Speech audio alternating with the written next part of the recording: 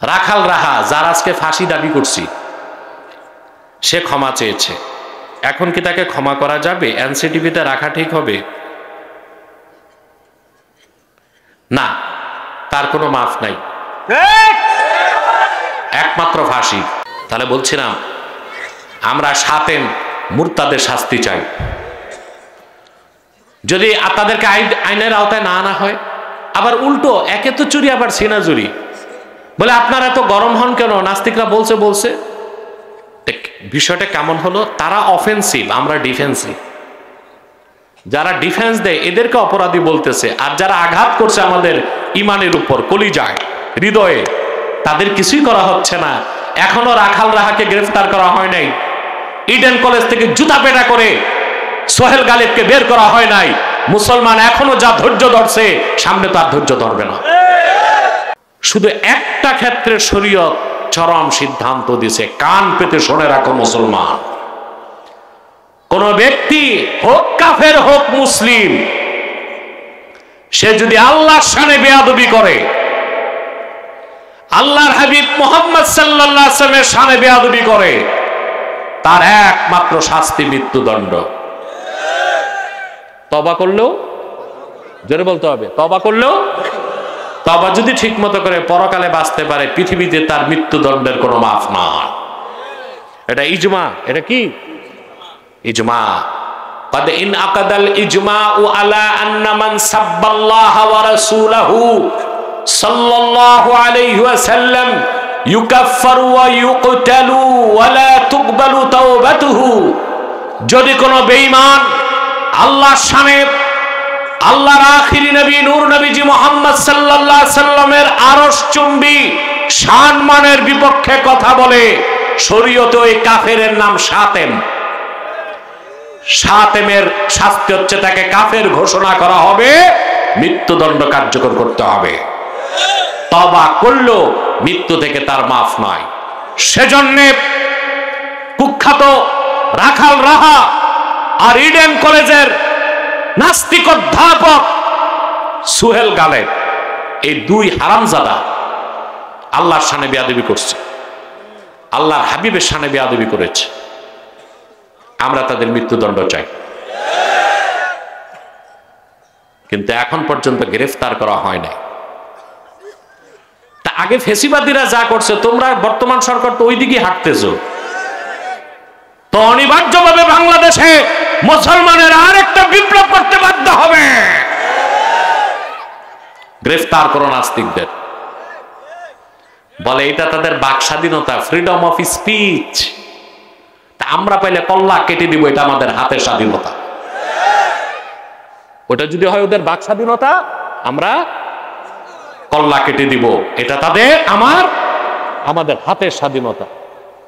আমার এই বক্তব্য তসলিমা নাসরিন নষ্টা ভ্রষ্টা বেশ্যাটা ছাড়ছে তার আইডিতে, ছেড়ে বলছে এই জিহাদি জঙ্গিদের গ্রেফতার কবে করা হবে। বসে আছে কলকাতায়। কোথায়? কেন কলকাতা তাকে আশ্রয় দিবে? কেন? সব শয়তান ওখানে আছে, সেটা মানলাম। হাসিনাকে ফেরত আনার আগে তসলিমাকে ফেরত আনো, হাসিনাকে ফেরত এনে ফাঁসি দাও, চাই আমরা। কিন্তু তার চেয়ে বড় অপরাধী তসলিমা নাসরিন। তার উপন্যাস পড়ে লক্ষ লক্ষ যুবক নাস্তিক হয়েছে। কলকাতায় বসে আনন্দবাজারে তার বই ছাপে, আর ঢাকা বিশ্ববিদ্যালয়ের সামনে সরওয়ার্দীর উদ্যানে বই মেলায় তার বই বিক্রি হয়। প্রশাসন কেন বাধা দেয় নাই? 14 কোটি মুসলমান জানতে চায় ডক্টর ইউনূসের কাছে।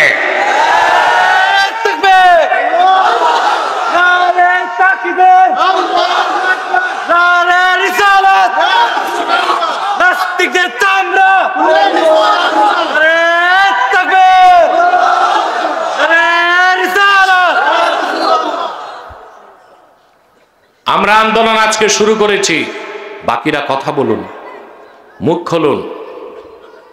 কেন মুখ খুলবেন না? রাজনীতি কেন করেন?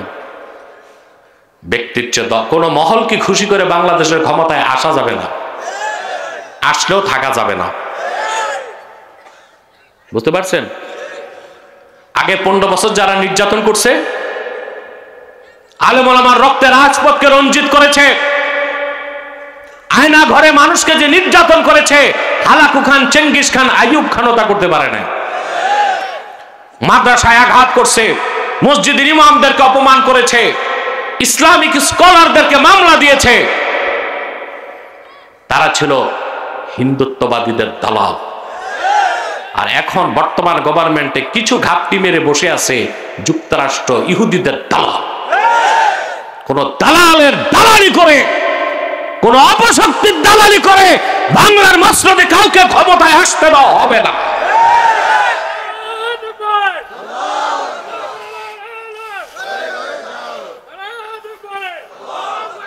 প্রিয় ভাইরা আমার, কথা বুঝতেছেন? আলেম ওলামার চেয়ে বেশি নির্যাতন কেউ হয়েছে বাংলাদেশে? কথা বলেন। আমি রাজনীতি করি, আগের সরকার 7টা মিথ্যা মামলা দিয়ে গেছে। কতবার আমাকে হামলা করছেন আমার কাছের কর্মীরা জানে। এই পীতাম্বরদী থেকে যাওয়ার সময় আপনাদের দাউদকান্দিতে এক সন্ত্রাসী ছিল, ওই গাঁজাখোর সন্ত্রাসী আমাকে দাউদকান্দি আসতে দিত না। আমি চান্দিনার এক প্রোগ্রামে বলছিলাম সে মেয়াদ উত্তীর্ণ গাঁজা খাইছে। এরপর সে এই পীতাম্বরদী থেকে যাওয়ার সময় আমাকে দাউদকান্দিতে অ্যাটাক করে, সামনে গাড়ি পিছে গাড়ি, অস্ত্র শস্ত্র সহ। আর পুলিশও পক্ষে, পুলিশও। এখন আপনাদেরকে এটা ভাষায় প্রকাশ করতে পারবো না। আমার গাড়িটা মাত্র 3 ফুট ফাঁকা জায়গা দিয়ে চলে গেছে। আমি আজ পর্যন্ত জানি না এটা কিভাবে সম্ভব হয়েছে।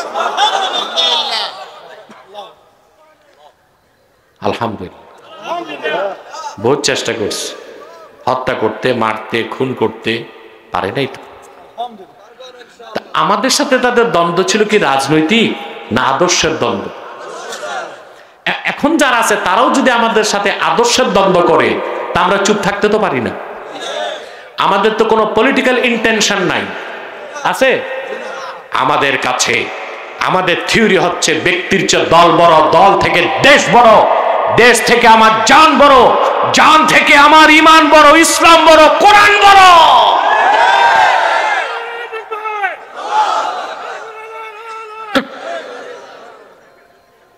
কথা বুঝতেছেন? মুসা নবী ইন্তেকাল করার সাথে সাথেই ইহুদিরা তাওরাত কিতাবকে রদবদল করে দিছে। আর ঈসা নবী আকাশে উঠার মাত্র 60 বছরের মাথায় ঈসা নবীর 12 জন হাওয়ারির একজন ছিল সেন্ট পৌল, সে বাইবেলটাকে, বাইবেল তো না, ইনজিল কিতাবটাকে রদবদল করছে। কত বছর পরে? কিন্তু আমার ভাইরা, আল্লাহর আখিরি নবী নূর নবীজি আমার মুহাম্মদ মুস্তাফা সাল্লাল্লাহু আলাইহি ওয়াসাল্লাম, ওনার মাধ্যমে তো আল্লাহ দ্বীন ইসলামকে পরিপূর্ণ করে দিয়েছেন 1500 বছর আগে। সেই দ্বীন ইসলামের মূল সনদ হলো মহিলার কণ্ঠে চলবে না, পুরুষের কণ্ঠে বলো। সেই কোরআন যদি মুসলমানরা দায়িত্ব নিত সংরক্ষণের, মুনাফিকেরা রদবদল করতো কিনা বলেন? তাহলে ইসলামের পর তার কোনো দিন থাকতো না। কোরআন যদি রদবদল হতো, নাউজুবিল্লাহ, তাহলে কিয়ামত পর্যন্ত দিন থাকতো না, আল্লাহকে আল্লাহ বলার মানুষও তো থাকতো না। সেই জন্য আল্লাহ রাব্বুল আলামিন আখিরি নবী মুহাম্মদ সাল্লাল্লাহু আলাইহি সাল্লামের মাধ্যমে যেই দিন ইসলাম পাঠালেন 1500 বছর আগে, তা পরিপূর্ণ করে দিলেন। আর সেই দিন ইসলামের মূল সনদ কোরআন সংরক্ষণের দায়িত্ব আল্লাহ আবু বকর, ওমর, ওসমান, আলী বা মুসলমানদেরকে দেন নাই, নিজের হাতেই রাখলেন। সুবহানাল্লাহ। আল্লাহ রাব্বুল আলামিন বলেন, ইন্না নাহনু নাযালনা যিকরা ওয়া ইন্না লাহু লাহাফিজুন। নিশ্চয় কোরআন আমি আল্লাহ রাব্বুল আলামিন আমার দোস্ত মুহাম্মদ সাল্লাল্লাহু আলাইহি সাল্লামের উপর নাজিল করেছি। আর অবশ্যই কোরআন হেফাজতের দায়িত্ব আমি আল্লাহ নিজের হাতে নিয়েছি। আল্লাহু আকবার বলেন। পৃথিবীতে কত কাফের মুশরিক বেঈমান চক্র কোরআন শরীফে হাত দিতে চাইছে, পারছে? সফল হয়েছে?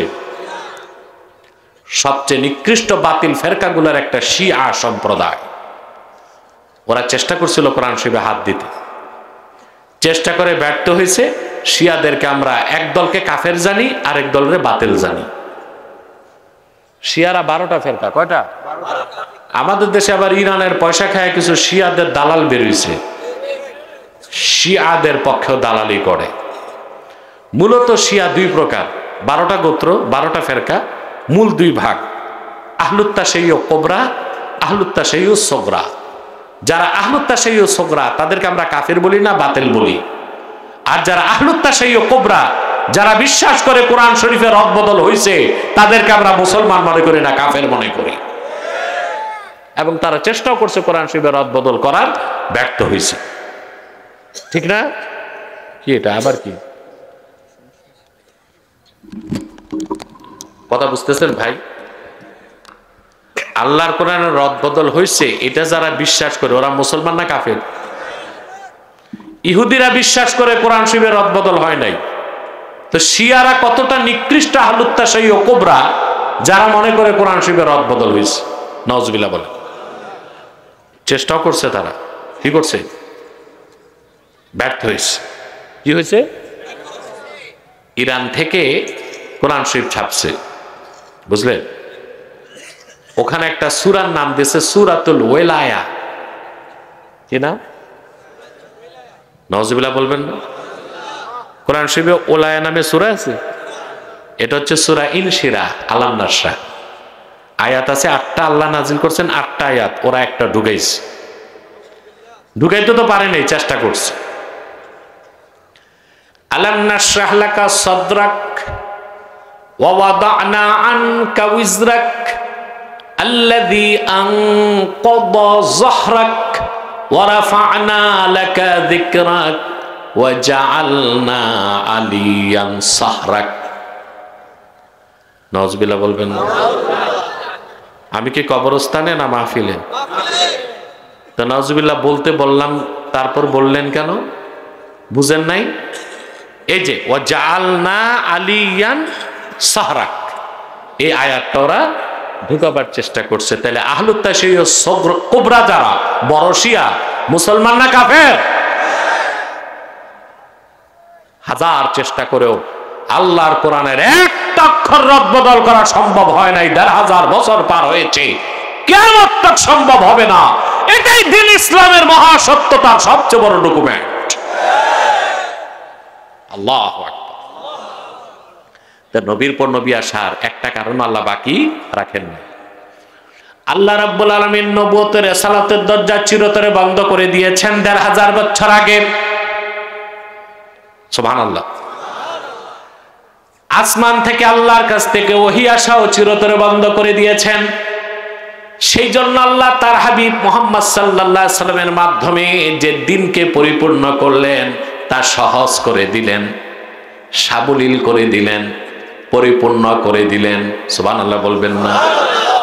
কেন? কিয়ামত পর্যন্ত পৃথিবীর মানুষের হেদায়েতের জন্য যেন সমস্যা না হয়। সহজ করে দিয়েছেন দ্বীন ইসলাম। Islam is the best, Islam is the last, Islam is completed by almighty Allah. ইসলামই শ্রেষ্ঠ, ইসলামই শেষ, ইসলামই চূড়ান্ত, ইসলামই পরিপূর্ণ। এর বাইরে কিছু আছে? সন্দেহ থাকলে ঈমান থাকবে? আমার বন্ধুরা দেখুন, দেখতে দেখতে কিন্তু আমাদের 50 মিনিট পার হয়ে গেছে। তা আর একটু কষ্ট করব না? আর 15-20 মিনিট থাকবো তো ইনশাল্লাহ।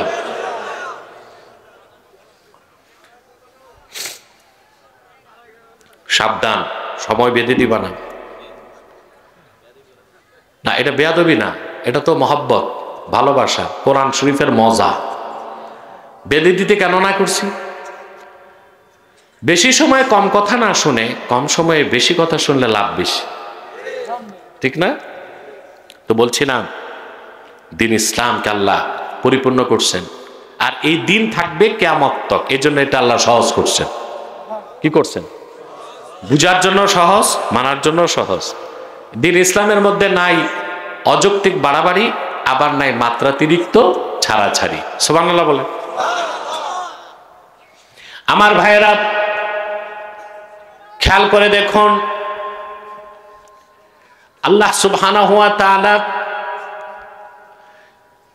দিন ইসলামের সূচনা লগ্নে তার হাবিবকে ওয়াদা করলেন, ওয়ানুয়াসসিরুকা লিল ইউসরা, মুহাম্মদ সাল্লাল্লাহু আলাইহি ওয়াসাল্লাম, আপনার মাধ্যমে আমি যে দিনকে পরিপূর্ণ করব, ইসলাম শরীয়ত, সেটা আপনার জন্য আমি সহজ করে দিব। রাসূলুল্লাহর জন্য সহজ করার মানে হচ্ছে রাসূলুল্লাহর উম্মত যেন দিন মানতে পারে, বুঝতে পারে। বলেন সুবহানাল্লাহ। আল্লাহর হাবিব 23 বছর দিনের দাওয়াত দিলেন। এবার একটু খেয়াল করেন, জন্মসূত্রে ইসলাম পেয়েছেন, সেই জন্য ইসলামের দাম বুঝেন না মুসলমান। অল্প পয়সায় ঈমান বিক্রি করেন আপনারা। কথা বলেন।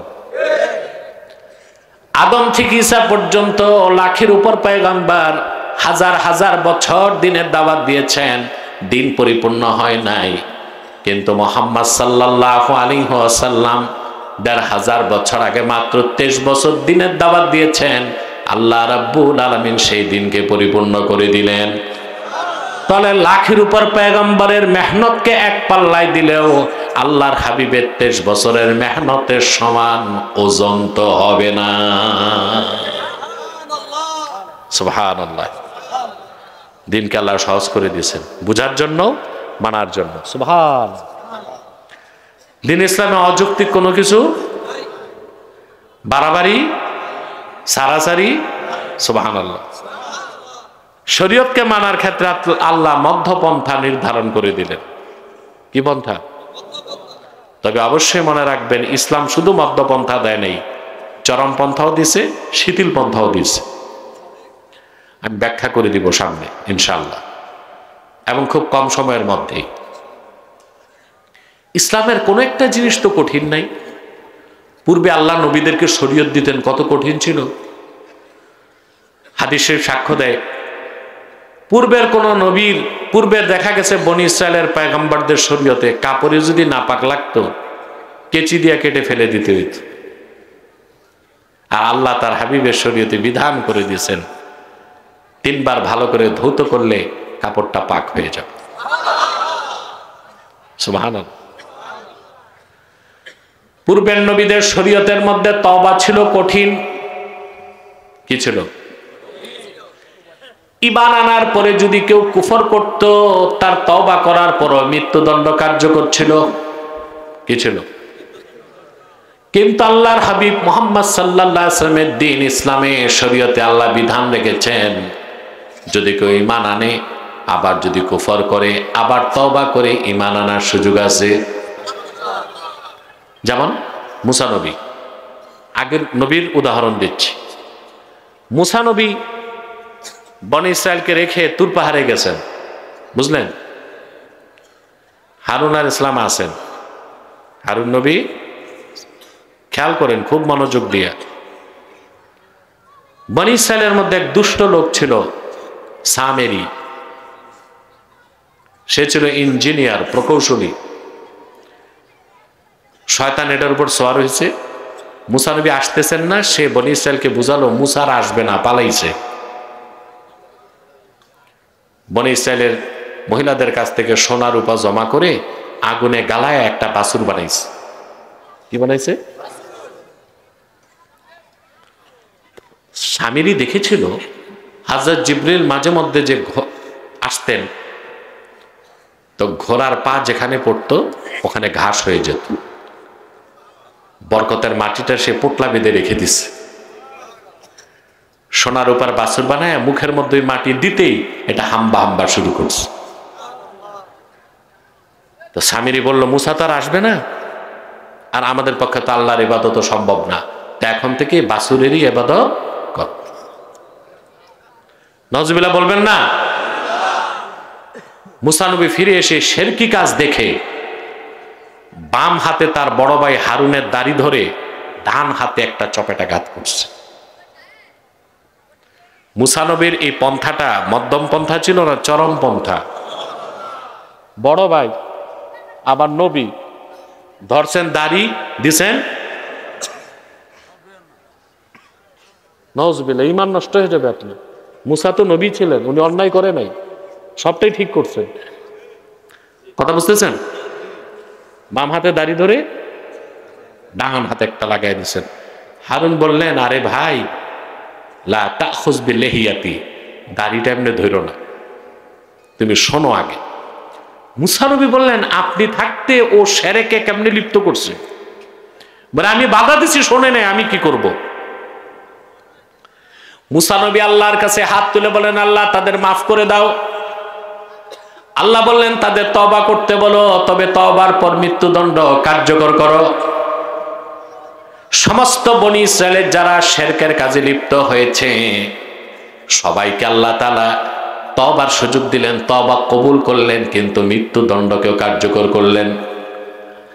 অথচ ১৫০০ বছর আগে আল্লাহর আখিরি নবী নূর নবীজি মুহাম্মদ মুস্তাফা সাল্লাল্লাহু আলাইহি সাল্লামের মাধ্যমে এমন একটা পূর্ণাঙ্গ, সরল, সহজ, পরিপূর্ণ দিন আল্লাহ দিলেন।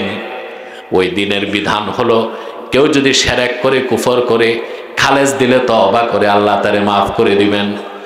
আল্লাহ রাব্বুল আলামিন বলেন, ওয়াল্লাযীনা লা ইয়াদউনা মা'আল্লাহি ইলাহান আখারা ওয়া লা ইয়াকতুলুনান নাফসাল্লাতী হারামাল্লাহু ইল্লা বিল হাক্কি ওয়া লা ইয়াজনুন ومن يفعل ذلك يلقى أثاما।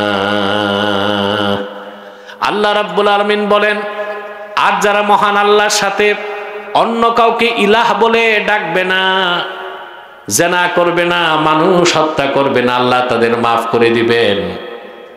তবে যারা এই কাজগুলো করবে তাদেরকে আল্লাহ পাকড়াও করবেন, তাদেরকে হিসাব দিতে হবে, পাকড়াও তারা হবে, তাদের মুআখাযা হবে। এরপর আল্লাহ তাআলা আবার বলে দিলেন, ইল্লা মান তাবা ওয়া আমানা ওয়া আমিলা আমালান সালিহান ফাউলাইকা ইউবাদদিলুল্লাহু সাইয়্যাতিহিম হাসানাত ওয়া কানা আল্লাহু গফুরার রহিমা। আল্লাহ রাব্বুল আলামিন বললেন, তবে কেউ যদি শিরক করে, কুফর করে, কাফের হয়, মুশরিক হয়, তাদের মধ্যে যারা তওবা করে ঈমান এনে মুমিন হয়ে যাবে, নেক আমল করবে, আল্লাহ তাদের জীবনের সব গুনাহ মাফ করে দিবেন। শুধু মাফ করবেন তাই নয়, তাদের গুনাহগুলোকে আল্লাহ রাব্বুল আলামিন সওয়াব দিয়া বদল করে দিবেন। আত্মলার সুযোগ, তাকে ইসলামের দাওয়াত দিতে হবে। ইসলামের দাওয়াতে মুগ্ধ হয়ে সে মুসলমান হবে। আর যে মুসলমান না হয়, তার হিসাব সে আল্লাহর কাছে দিবে। ইসলাম ৩টা পন্থাই দিছে, শিথিল পন্থা, মধ্যপন্থা, চরম পন্থা। সুবহানাল্লাহ। এখন আমি দেখি আমার দেশে অনেক বক্তা, আলেম বা স্কলার একটা ভুল কথা বলে যে আমরা মধ্যপন্থী। আমরা কি মধ্যপন্থী? ইসলাম মধ্যপন্থা। এটা একটা ভুল ওয়াজ। দলিল দেয়, আল্লাহ বলছেন, ওয়াকাযালিকা জাআলনাকুম উম্মাতান ওয়াসাতান লিতাকুনু শুহাদা আলান নাস। আল্লাহ বলেছেন, উম্মতে মুহাম্মদী, তোমাদেরকে এভাবে আমি আল্লাহ শ্রেষ্ঠ জাতি এবং ন্যায়পন্থী উম্মত বানাই দিছি। আর আমরা ওয়াজ করি, আমি তোমাদেরকে মধ্যপন্থী উম্মত বানাই দিছি। কোন একটা তাফসীরে এই বক্তব্য নাই, বরং হাদিস শরীফে আসছে এই আয়াতের অর্থ মধ্যপন্থী না, শ্রেষ্ঠ উম্মত, ন্যায়পন্থী উম্মত। আবু সাইদ খুদরি রাদিয়াল্লাহু তাআলা আনহু থেকে তিরমিজিতে হাদিসটা এসেছে। আল্লাহর হাবিব নূর নবীজি মুহাম্মদ সাল্লাল্লাহু আলাইহি সাল্লামের কদম থেকে বর্ণনা করেছেন আবু সাইদ খুদরি রাদিয়াল্লাহু তাআলা আনহু, তিনি বলেন, ওয়া কাযালিকা জাআলনাকুম উম্মাতাও ওয়াসাতা আই খিয়ারাও ওয়া আদলা। উম্মতে মুহাম্মাদি, তোমাদেরকে আমি আল্লাহ শ্রেষ্ঠ জাতি, ন্যায়পন্থী জাতি বানায় দিছি। সামনে আল্লাহ বলেন কেন? লিতাকুনু শুহাদা আলান নাস, যেন হাসর ময়দানে তামাম পৃথিবীর, তামাম পূর্বের আদম থেকে ঈসা পর্যন্ত লাখের উপর পয়গম্বরদের পক্ষে তোমরা সাক্ষী দিতে পারো। এখন সাক্ষী দেবার ক্ষেত্রে মধ্যপন্থার সম্পর্ক না ন্যায়পন্থা? আমরা মধ্যপন্থী না ন্যায়পন্থী? ন্যায়পন্থী। ইসলাম তিনটা পন্থাই দিছে: শিথিল পন্থা, মধ্যপন্থা, চরমপন্থা। তবে ইসলামে উগ্রপন্থা নাই, সন্ত্রাস নাই, সহিংসতা নাই। বুঝলেন? চরমপন্থা আর উগ্রপন্থা এক জিনিস না। আপনি কানের ডাক্তারের কাছে গেলেন, কানের ডাক্তার ট্রিটমেন্ট করবে কানের সূক্ষ্মভাবে, শিথিল পন্থায়। কি পন্থায়? কারণ কান খুব সেন্সিটিভ, কান কি। কিন্তু দাঁতের ডাক্তারের কাছে গেলে শিথিল পন্থায় ট্রিটমেন্ট করবে না চরম পন্থায়? ইনজেকশন যেটা আধা হাত, বলতে লজ্জা, এখনো দেখলে আমার ভয় লাগে। এরপরে সারাশি দিয়া টাইনা দাঁত খোলে। দাঁতের ডাক্তার যদি কানের ডাক্তারের পন্থা নেয়, একটা দাঁতও খুলতে পারবে? তো কানের ডাক্তার শিথিল পন্থা, দাঁতের ডাক্তার আপনার মিছিল বের করছেন মনে করেন, পুলিশ এসে আপনাকে প্রোটেকশন দিবে শিথিল পন্থায়। প্রথম দেবে ব্যারিকেড, ব্যারিকেড দিয়া বলবে যে ভাইরা যত লাফান লাফান অধিক। ব্যারিকেডটা এটা শিথিল পন্থা। জনগণ ব্যারিকেড ভেঙে ফেলছে, পুলিশ কিন্তু আর শিথিল পন্থায় থাকবে না, লাঠি চার্জ করবে। এটা মধ্যপন্থা। জনগণ লাঠি হাতে নিচ্ছে সমানে সমান, পুলিশ চলে যাবে চরম পন্থায়, বুলেট মারবে। পুলিশ যে চরম পন্থায় গেল, এটার কি উগ্রপন্থা, সন্ত্রাস কোনো পাগলে বলবে? কথা বলেন। বলবে এটা চরম পন্থা। কি বলবে? চরম পন্থা। আচ্ছা বলেন তো ভাই, 5ই আগস্ট যে ফেসিবাদের জগদ্দল পাথরকে বাংলাদেশ থেকে সরাইছেন, এটা কি গণতান্ত্রিক পদ্ধতি ছিল? শিথিল পন্থা, মধ্যপন্থা না চরম পন্থা? চরম পন্থা না? পুলিশ নিচে অস্ত্র হাতে, আমার দেশের নিরীহ বীর সন্তান ছাত্ররা হাতে নিচে জুতা, লাঠি, স্যান্ডেল যে যা পাইছে। লড়াইটা দুই দিক হয়েছে, দুই দিক রক্ত ঝরছে, তারপর না দেশ স্বাধীন করছেন। পন্থাটা কি চরমপন্থা ছিল না? তা নাস্তিকদের জিজ্ঞেস করি, সমন্বয়কদেরকে জিজ্ঞেস করি, উপদেষ্টাদেরকে জিজ্ঞেস করি, ডক্টর ইউনূস সাহেবকে জিজ্ঞেস করি, বিশেষ করে আমার স্নেহের যে এখন উপদেষ্টা আমার কাছে আসছে, সে মাহফুজ আলম উপদেষ্টা, এখন তাকেও বলি গণতন্ত্র প্রতিষ্ঠায় চরমপন্থা জায়েজ, শুধু ইসলামের স্বার্থে চরমপন্থাটা নাজায়েজ আর সন্ত্রাস। এই ভাওতাবাজি বাংলাদেশে আর চলবে না। ইসলাম তিনটা পন্থাই দিছে: শিথিল পন্থা, মধ্যপন্থা, চরমপন্থা। সুবহানাল্লাহ বলবেন না? আর শরীয়তকে মানার ক্ষেত্রে আল্লাহ করে দিয়েছেন সহজ পন্থা। সুবহানাল্লাহ, সহজ, একদম সহজ। এখানে কোনো বাড়াবাড়ি। আমি একটা দৃষ্টান্ত দিচ্ছি ভাইরা, কয়েকটা দৃষ্টান্ত। আল্লাহ রাব্বুল আলামিন বলেছেন যখন আপনি নামাজ পড়বেন ওযু করা কি? জোরে বলতে হবে। আল্লাহ বলেন ইয়া আইয়ুহাল্লাযীনা আমানু ইযা কুমতুম ইলাস সালাতি ফাগসিলু উজুহাকুম ওয়া আইদিয়াকুম ইলাল মারাফিক ওয়ামসাহু বিরুউসিকুম ওয়া আরজুলাকুম ইলাল কাবাইন। সুবহানাল্লাহ বলেন। মুমিনরা তোমরা যখন নামাজ, এই বসো বসো বসো, এই ছেলে বসো, আর 10 মিনিট আছি আমি, তারপর উঠো। জিন্সের প্যান্ট লাগাইছে তো টাইট হয়ে বসে। ওয়াজ মাহফিলে যুবকদেরকে বলবো জিন্সের প্যান্ট পরে আসবা না, জুব্বা কুর্তা পরে আসবা, টুপিটা লাগায় আসবা, একটা আদব আছে, ঠিক না? আমার ভাইরা শুনতেছেন কথা? আল্লাহ বলছেন তোমরা যখন নামাজ পড়ার এরাদা করবা, মুখ ধৌত করো। বাচ্চাদেরকে একটু, পাশে যারা মুরব্বী আছেন বাচ্চাদেরকে থামান না ভাই, একদম চুপ করায় দেন, নাহলে কিনে কিছু ললিপপ মুখে দিয়ে দেন, একটা তো করবেন। আল্লাহর হুকুম ওযু করতে হবে। আল্লাহ বলছেন মুখ ধো, হাত ধো, মাথা মাসা করো, পা টাকনো পর্যন্ত। অন্য জায়গায় আল্লাহ নিয়মটা সহজ করে দিলেন, যদি তোমরা ওযুর দরকার হয়, গোসলের দরকার হয়, ইনলাম তাজিদু মাআন ফাতায়াম্মামু সাঈদান তাইয়্যিবা, পানি যদি না পাও পবিত্র মাটি দিয়ে তায়াম্মুম করো। সুবহানাল্লাহ। এখন আপনি পৃথিবীর এমন এক অঞ্চলে গেলেন, পানিও নাই মাটিও নাই, তখন কি করবেন? প্রশ্নটা জাগে না? এইরকম মানুষকে ফেকার ভাষায় বলা হয়েছে ফাকিদুত তাহুরাইন, অর্থাৎ যার কাছে পবিত্রতা অর্জনের একটা মাধ্যমও নাই। এরকম জায়গা আছে পৃথিবীতে? পানিও নাই মাটিও নাই, এমন বিপদ হইতে পারে? জি, প্লেনে। কোথায়? নামাজের টাইম হয়েছে, এখন আপনি অজু করতে পারতেছেন না, আবার মাটিও পাচ্ছেন না। হানাফি মাযহাবের মতে ইমাম আজমের ফতোয়া মুফতাবিহি কৌল, ওই সময় আপনি নামাজের সুরতে বসে থাকবেন, নামাজ পড়তে পারবেন না। পানি বা মাটির একটা পাওয়ার পর নামাজ শুরু করবেন। সুবহানাল্লাহ। দিন মানা সহজ না? কথা বলেন। আল্লাহ রাব্বুল আলামিন বলেন, ইয়া আইয়ুহাল্লাযীনা আমানু কুতিবা আলাইকুমুস সিয়াম, মুমিনরা তোমাদের উপর রমজানে রোজা ফরজ করা হয়েছে। অন্য জায়গায় আবার সহজ করে দিলেন, তোমাদের মধ্যে কেউ যদি সফরে থাকে কিংবা অসুস্থ হয়, সুবহানাল্লাহ বলবেন না? যে তোমাদের মধ্যে কেউ, তোমরা যে সফরে থাকো, হ্যাঁ, অসুস্থ থাকো, তাহলে রোজা না রাখলে কোনো গুনাহ নাই, অন্য সময় রোজাগুলো গনে গনে কাজা করে নিবা। সুবহানাল্লাহ। সহজ না? আমি একটা হাদিস শোনাচ্ছি, সহিহ মুসলিম, সৌদি আরবের ছাপ।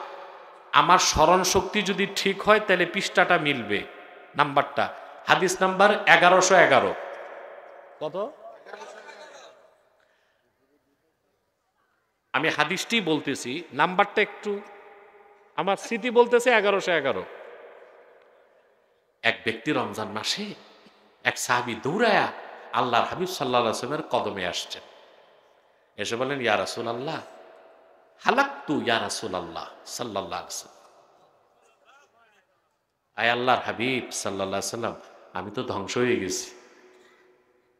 আল্লাহর হাবিব সাল্লাল্লাহু আলাইহি ওয়াসাল্লাম তাকে প্রশ্ন করলেন, মা আহলাকাকা, কোন কোন জিনিস তোমার ধ্বংস করলো? বলেন, ইয়া রাসূলুল্লাহ সাল্লাল্লাহু আলাইহি ওয়াসাল্লাম, আমি রমজান মাসে রোজা রেখে স্ত্রীর কাছে গেছি। বুঝছেন না কি বলতে চাইছি? আর কি খুলে বলতে হবে? আবার না বুঝে এটা মনে করেন না যে রোজার দিন বউ দেখলে পালাইবেন। কাছে যাওয়া যাবে, ধরা যাবে, আলিঙ্গন করা যাবে, চুমাও দেওয়া যাবে, শুধু ফিজিক্যাল রিলেশন করা। আমি খুলে মেলে বলে দিলাম মাসালা, তো লজ্জা পাইলে কি আর ওয়াজ করা যাবে? প্রিয় ভাইরা, সাহাবী বলেন, ইয়া রাসূলুল্লাহ সাল্লাল্লাহু আলাইহি ওয়াসাল্লাম, আমি তো রোজা রেখে গেছি, এখন আমি কি করব? আল্লাহর হাবিব সাল্লাল্লাহু আলাইহি ওয়াসাল্লাম বললেন, তাকে ধমক দিলেন না। সাহাবী জাহান্নামে যাবেন, গুনাহ হয়েছে, তাও বললেন না, কারণ এই কাজটা তো মানুষের নিয়ন্ত্রণে থাকে না। এই ক্ষেত্রে আল্লাহ অযৌক্তিক বাড়াবাড়ি করেন নাই, আবার শরীয়তে অযৌক্তিক বাড়াবাড়ি কোনো বিধান দেন নাই, আবার মাত্রাতিরিক্ত ছাড়াছাড়িও। সুবহানাল্লাহ বলবেন না? আল্লাহর হাবিব বললেন, তুমি কি পারবে একজন গোলাম আজাদ করতে? সাহাবী বললেন, ইয়া রাসূলুল্লাহ সাল্লাল্লাহু আলাইহি ওয়াসাল্লাম, আমি গরীব মানুষ, আমার কোনো গোলাম নাই। আল্লাহর হাবিব সাল্লাল্লাহু আলাইহি ওয়াসাল্লাম তাকে আবার প্রশ্ন করলেন, হাল তাস্তাতিউ আন তাসুমা শাহরাইনে মুতাতাবিআইন, একটা রোজার কাফফারা হিসেবে এক নাগারে 2 মাস মানে 60টা রোজা রাখতে পারবা নাকি? সুবহানাল্লাহ। যদি একটা রোজা না রাখেন, একটাই কাজা, আর একটা রোজা রেখে যদি ভাঙ্গেন, পানিশমেন্ট কয়টা? ছেড়ে ছেড়ে না, শাহরাইনে মুতাতাবিআইন, একসাথে 2 মাস। কঠিন না? কথা বলে না। সাহাবী বললেন, ইয়া রাসূলুল্লাহ সাল্লাল্লাহু আলাইহি সাল্লাম, এটাও পারবো না। আল্লাহর হাবিব সাল্লাল্লাহু আলাইহি সাল্লাম বললেন, তুমি কি ৬০ জন মিসকিন খাওয়াতে পারবা? সাহাবী বললেন, ইয়া রাসূলুল্লাহ, ইয়া হাবিবাল্লাহ, নিজেই তো গরিব মানুষ, আবার ৬০টা মিসকিন কোত্থেকে খাওয়াবো? হাদিস সাক্ষ্য দেয়, এমন সময় আল্লাহর হাবিব সাল্লাল্লাহু আলাইহি সাল্লামের কদমে খেজুর হাদিয়া আসলো, অনেক বড় খেজুরের স্তূপ। সুবহানাল্লাহ। আল্লাহর হাবিব বলেন, সাহাবী, এই সব খেজুর তুমি নিয়ে যাও, গরিব মানুষের মধ্যে বন্টন করে দাও, তাহলে তোমার রোজার কাফারা আদায় হয়ে যাবে। সাহাবী বললেন, ইয়া রাসূলুল্লাহ, ইয়া হাবিবাল্লাহ, কেমন গরিবকে দিব? আমার চেয়ে আরো গরিব না কম, বেশি গরিব না কম গরিব? আল্লাহর হাবিব বললেন, সাহাবী, তোমার চেয়েও যে বেশি গরিব। সাহাবী বললেন, ইয়া রাসূলুল্লাহ, ইয়া হাবিবাল্লাহ, সমগ্র মদিনাতুল মুনাওয়ারায় আপনার সাহাবীদের মধ্যে আমার চেয়ে গরিব আর কেউ নাই। এই কথা শুনে আল্লাহর হাবিবের নূরের চেহারায় নূরের ঝিলিক দিয়া উঠল। হাদিসের রাবী বলেন, আল্লাহর হাবিব সাল্লাল্লাহু আলাইহি সাল্লাম বেহেশতি হাসি হাসলেন, হাত্তা বাদাত আনিয়াবুহু সাল্লাল্লাহু আলাইহি ওয়াসাল্লাম। নূর নবীজি যখন বেহেশতি হাসি হাসলেন, সাহাবী বলেন, আল্লাহর হাবিবের মারির দাঁতের নূরের চমক দেখতে পেলাম। আল্লাহর হাবিব বললেন, ঠিক আছে, যাও, এসব তুমি নিয়ে যাও আর তোমার পরিবার পরিজনকে খাওয়াও। যার অপরাধ, যার পানিশমেন্ট, সেই পাইল জরিমানার টাকা। এর নাম ইসলাম। এখানে সীমাতির অযৌক্তিক বাড়াবাড়ি নাই, আবার মাত্রাতিরিক্ত ছাড়াছাড়িও। এতটা সুন্দর দিন আল্লাহ ১৫০০ বছর আগে তার হাবিব মুহাম্মদ সাল্লাল্লাহু আলাইহি ওয়াসাল্লামের মাধ্যমে বিশ্ববাসীকে উপহার দিয়েছেন। বলেন সুবহানাল্লাহ। আমরা সেই দিন মোতাবেক চলবো তো ইনশাআল্লাহ? বলেন, চলবো? দিন ছাড়া কিছু মানবো? আল্লাহ আমাদেরকে কবুল করুক, মঞ্জুর করুক। বলুন আল্লাহুম্মা আমিন। মসজিদে পাঠাও কালামুল্লাহ শরীফ। আসুন আমরা, এই এই এই বসো বসো, একদম বসো। আমি যাওয়ার মানে কি মাহফিল হয়ে গেল? আলোচকের পর আলোচক আসবে ইনশাআল্লাহ, সারা রাত চলবে। তো তারা বক্তব্য রাখবে, প্রয়োজন থাকলে উঠবেন, আবার পবিত্র হয়ে ওযু করে চলে আসবেন। আপনার তো একটা আজকে আসলে আমার স্নেহধন্য ছাত্র মুফতি সাজিদুল বারী আসকালানি, সারা দেশের নাম করা বক্তা, আমার সাথে চলে আসছে সফর সঙ্গী হিসেবে। ইতকো দেंगे 10 মিনিট সাজিদুল বারী। তো তার কণ্ঠ খুব মধুর, আমার পরপর 10 মিনিট সে দোয়া নিবে, তারপর আবার নির্ধারিত আলোচক চলে আসবে ইনশাল্লাহ। এখন আমি তো যাচ্ছি, দোয়া করতেছি না। দোয়া করলে আপনারা ভাববেন ওয়াজ হয়েছে, দোয়া হয়েছে, বাড়ি যাই, সকালে এসে বিরিয়ানির পোটলা নিব না, এই কাজ করা যাবে না। আমি দোয়া করছি না। আমার ভাই আপনাদের পীর সাহেব আল্লামা নেহাল আহমদ আতিকি জনপুরি পীর সাহেব দোয়া করবেন। ওনার জামাতা, ওনার ভাতিজা ওমর সিদ্দিকী জনপুরি আছে আলহামদুলিল্লাহ। ওনার বাবাও জনপুরি পীর সাহেব, আবু মুসা আশারি, কুমিল্লা ধর্ম পড়ে, জানেন আপনারা। তো আমার কথা হচ্ছে, ভাই, আমার বংশের মুরব্বী চাচা হযরত মাওলানা জামাল আহমদ আতিকি রহমতুল্লাহ আপনাদের কাছে যে ভালোবাসার বন্ধনটা লাগায় গেছে, আমার কাছে রিপোর্ট আছে, জামাল আহমদ আতিকি রহমতুল্লাহ ইন্তেকালের পরে এমনও কিছু মানুষ এমন কান্না করছে, তাদের বাপ মরার পরে এমন কান্না করে নাই। এই ভালোবাসাটা পার্থিব নয়, অপার্থিব। আপনাদের সাথে আত্মিক সম্পর্ক, এটা ধরে রাখবেন, পারবেন না ইনশাআল্লাহ? এখন আমি উঠার আগে একটু আমাদের শুকুর পাটওয়ারি সাহেব দোয়া নিবে, আমি বসে আছি কিন্তু।